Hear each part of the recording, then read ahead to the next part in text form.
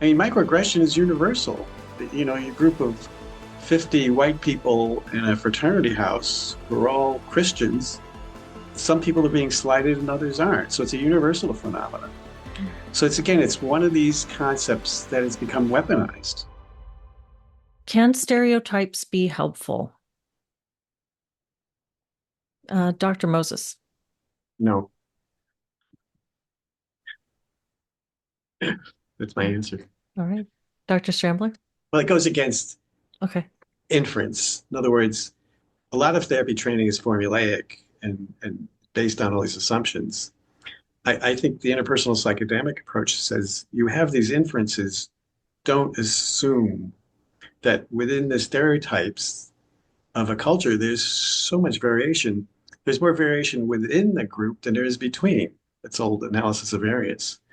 So I think the risk of using stereotypes way outweighs any benefit. I think you're going to have stereotypes in your mind, of course, but the more curious you are, the more you start learning. Like my experience teaching in China for 10 years really expanded my consciousness, my awareness. When I first started, I had these assumptions, but it's so complicated. When we were on a tour in Shanghai, we had a communist guard guide with us, who was sort of a guard, and he went into this area where there was Buddhist praying, and he started to cry. And I realized, even though he's indoctrinated as a communist, he still had internalized the family religion. So we need to appreciate the tremendous variation in all these cultures. So I guess you're going to have stereotypes. Just be careful you don't impose them. Thank you. Dr. Strambler. I don't, if you think of stereotypes as beliefs about individuals or groups that generalize to all individuals within that group, then no, Yeah. I don't see any value in stereotypes defined in that way. I think if, a related idea is something I mentioned earlier of information, knowledge about, some general cultural differences across groups can be potentially valuable in terms of things to get curious about, but no, not stereotypes that involve generalizing to all individuals within a group. I see no value in them. How might a therapist work with a client who's hyper vigilant for microaggressions? Dr. Strambler? Hmm.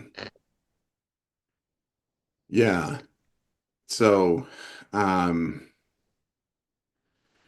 this is one of the things that can result from someone who um, is a strong proponent of acting on microaggressions is that they might become very hyper vigilant for instances of microaggression. So first of all, what are microaggressions? Microaggressions are argued to be unintentional slights of about individuals that tap into larger stereotypes that can cause harm to those individuals. So someone might say, hey, Mike, you're an articulate person, and the microaggression there Right. is that, you're assuming that, well, you're an articulate or smart person for a black guy, and why the underlying assumption is supposed to be Right. that I can't be smart because I'm black, or articulate. I can't be articulate because I'm black. So that's the microaggression, and I don't doubt that microaggressions exist. I think the problem, the concern I have is how we respond to them. And so in a lot of the training of modern psychologists today, a lot of modern training argues for, this is present in schools as well, I think, being more hypervigilant of around microaggressions, educating the person who has so-called inflicted the microaggression. And so it is possible that you might get a client in your in your office that is very hypervigilant about this, um, and Two things I would say. One is the first thing I would assess is, okay, to what degree is this related to their problems? I always want to bring it back. I think we always need to bring it back to what they're there for.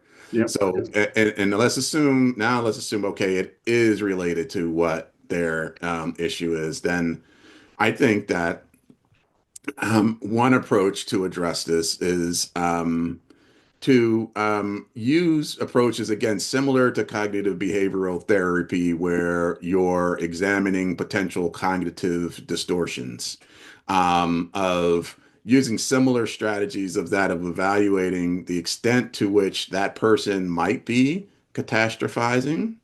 They might be overgeneralizing. I would employ those same strategies, those same skills that would be employed with someone who believes that, everyone is out to get them, or they're a complete failure. They're always worse than, everyone else in their cohort. Um, the same type of cognitive distortions that might animate depression and anxiety, I would want to, I would want to address with regard to hypervigilance around Yeah. microaggression, if that's core to their presenting problem. Dr. Moses. I'm old enough that I was practicing before they invented the term, and we looked upon it as narcissistic fragility, in where people would get their feelings hurt as a weapon to say, look how you hurt me. It's sort of an attack. But the best way to work out of that is to track the history of the affect and get into kind of the way you're feeling with this person today. Does it remind you of what it was like perhaps growing up or in your adolescence? That it wasn't related to race. It was just how they felt with their peers. I mean, microaggression is universal. Your group of 50 white people in a fraternity house who are all Christians, some people are being slighted and others aren't. So it's a universal phenomenon. So it's one of these concepts that has become weaponized. Um, and how is this patient using it? So I would really talk about the way they regulate their affect and what are the situations, and really just get them to talk about it a lot.